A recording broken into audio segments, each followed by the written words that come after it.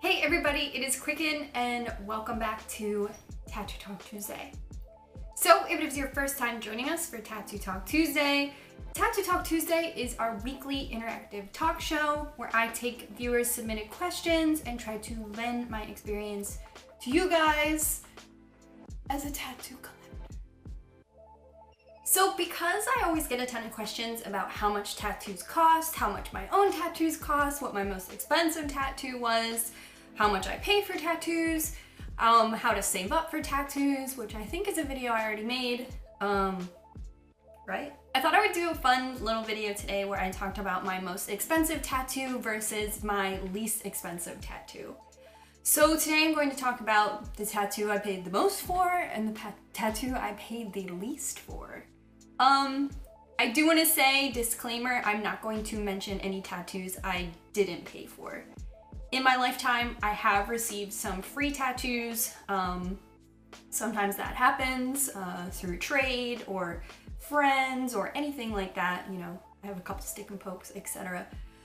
So I'm not going to mention any tattoos that like no currency was exchanged. So only the cheapest and most expensive. So what had me thinking about making this video, especially like other than a lot of questions revolving around like price and stuff, was I'm actually getting my cheapest tattoo removed. I made an appointment to have tattoo removal and I'm pretty excited about it. One of the whole things I thought was like, you know, why haven't you been tattooed in so long? I usually every year I make a best tattoos of that year, and this last year I was only tattooed like once or twice, and I was like, I mean, I know I'm slowing down and running out of room, but that seems weird. And it is because I have tattoos that I really don't like and I can't work with, and I don't want to get more tattoos when I have these tattoos that I really don't love. So the first tattoo, and the tattoo I'm working on getting removed, was one that I paid a tattoo that I paid $13 for, and that is my Friday the 13th tattoo. It is a straight razor tattoo, and in the tattoo there's like a 13 dripping blood. Now, if you have a Friday the 13th tattoo, this isn't to like shade you in any way. I've had this tattoo for close to 6 or 7 years, and I actually got this tattoo because it was an event where all the proceeds went to the ASPCA, which is like, you know, an animal organization. So I was like, oh cool, I'm gonna get this tattoo. It's when I didn't have a lot of tattoos, and if I could look back and know that today I would have so many more tattoos, this tattoo is just definitely in the way. It bends in a way where it takes up a lot of space, and like I feel like better tattoos could take up that space a lot better. It's a little weird how it caps the bottom of my ankle, but I mean, I kind of chose the placement.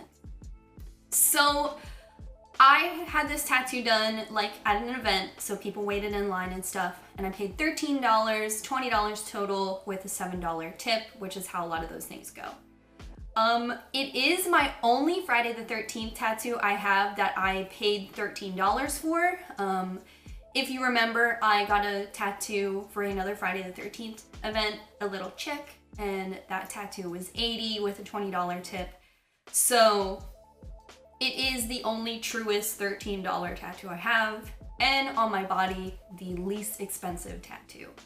Like I said, I've gotten tattooed for free before. I've like traded to get tattooed. I've gotten tattooed by friends, and of course like that was free. Free touch-ups and stuff like that. But this truly is the only tattoo, $13, making it the cheapest tattoo on my body. Now that I look back on it, you know, I do wish that I didn't get this tattoo. It was a very popular event, you know, some people waited up to 8 hours to get one of these tattoos, but it's really just a tattoo. Like I said, it was bad planning. I went with my friends, and I think this tattoo could be better if it was placed somewhere better, but just the way it takes up all that room is no good. I used to want to get this tattoo reworked where I would change it around and incorporate a pair of scissors with the straight razor to be like a hairdresser's tattoo. And I kind of thought that it would really fit in there if I got the scissors. And for a while, that was my plan of action to make this tattoo better. But even going back on my Tumblr, I think 2 years after I got it, I was like, damn, that sucks. I think I had a post that said, happy Friday the 13th, don't get a tattoo like I did. Like I said, a lot of people do have this tattoo. I went to an event, so clearly like 50 people may have the same exact tattoo, or 100 people. I think straight razors are dope. It's why I picked it. But yeah, it just takes up too much space, and I'm at a point where I've just met so many more tattoo artists and so much different work I've been exposed to where I'm just like, I don't want the $13 tattoo anymore. So my most expensive tattoo that I have, and you guys probably guessed it because I have an entire series on it, is my full back tattoo. Now, I never sat down and made the full calculations on how much this tattoo cost total, but when people message me and they ask for that exact price, which I do get very often, all I can say is that it was $250 an hour. So total, I believe I sat for about 6 or 7 hours. I would have to go back and watch my series because it might seem surprising to you, but that tattoo at this point is almost 2 years old. Hello, oh, I would do anything for you.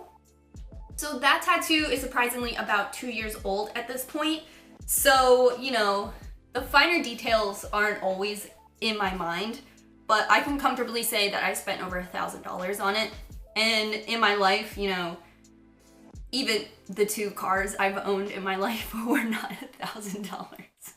They were really shitty cars, but it is one of the bigger investments I've put money towards in my life, and it is something that I love. I wish I could see it more often, but it is on my back. But if you are going to have a full back tattoo, just know that $1,000 is a good minimum to keep in mind.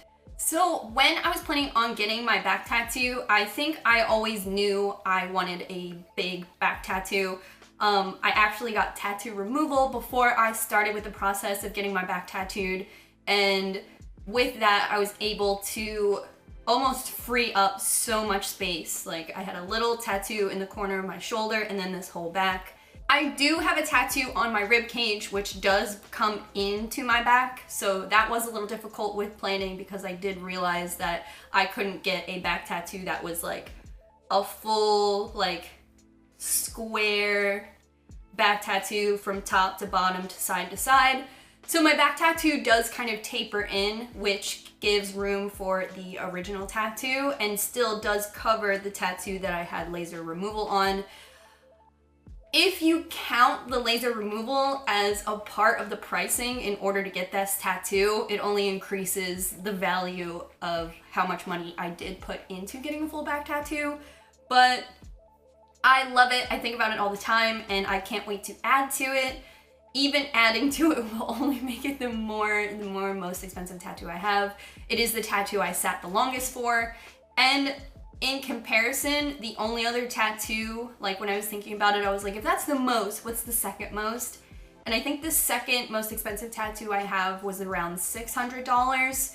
So even the full back tattoo is like double that. Which I'm so excited about. This isn't a video to be like, yeah, I spend G's on my tattoos. This is a video to give you an understanding of like, I guess, the scale of like what a $13 tattoo can give you and what a $1,000+ tattoo can give you.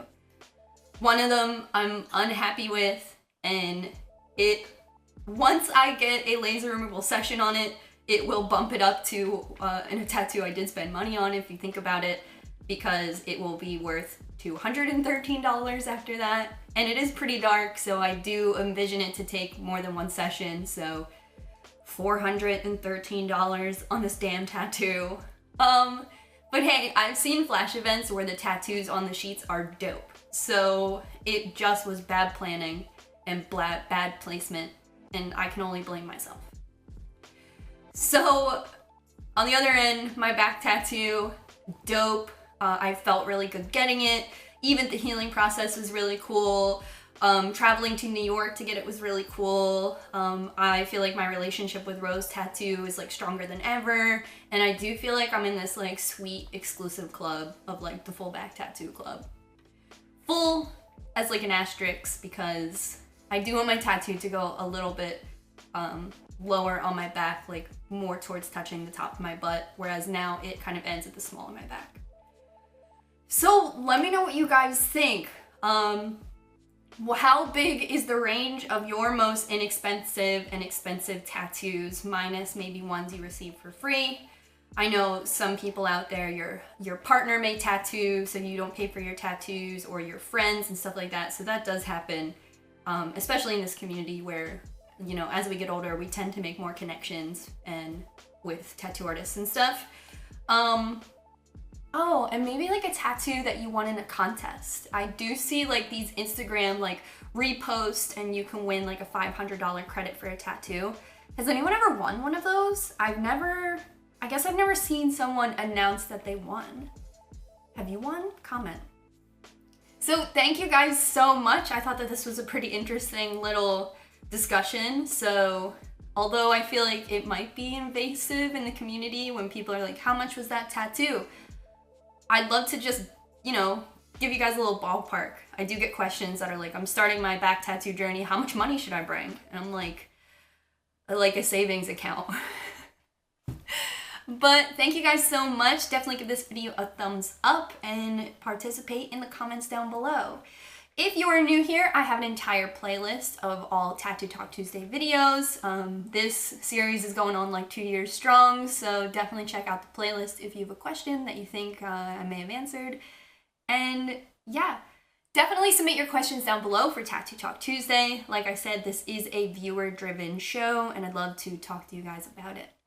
Anyway, thank you guys so much, and until next time, bye!